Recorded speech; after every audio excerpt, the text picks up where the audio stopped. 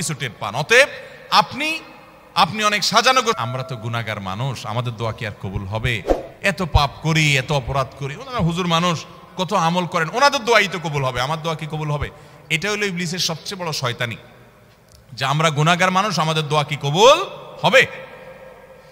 এই ষড়যন্ত্র শয়তানের, এটা দূর করার জন্য একটা বিশেষ সকল ফেরেশতাকে, ইবলিসে তাদের মধ্যে শামিল ছিলেন, ইবাদত করতে করতে তাদের পর্যায়ে চলে গেছেন, তার দলভুক্ত হয়ে গেছেন। সে সহ সবাইকে যখন আল্লাহ রাব্বুল আলামিন সিজদা করতে নির্দেশ করলেন, সবাই সিজদা করলো, ইবলিস সিজদা করলো না। কেন সিজদা করলো না? আবা ওয়াস্তাকবারা ওয়া কানা মিনাল কাফিরিন, সে অস্বীকার করছে।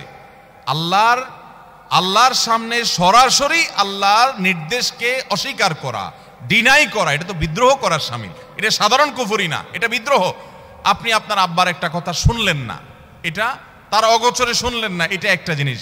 কিন্তু সামনাসামনি আপনাকে বললো এটা কর, আপনি বললেন আমি করব না, এটা আরেক জিনিস। কিন্তু এটা কিন্তু রীতিমতো বেয়াদবি এবং বিদ্রোহ।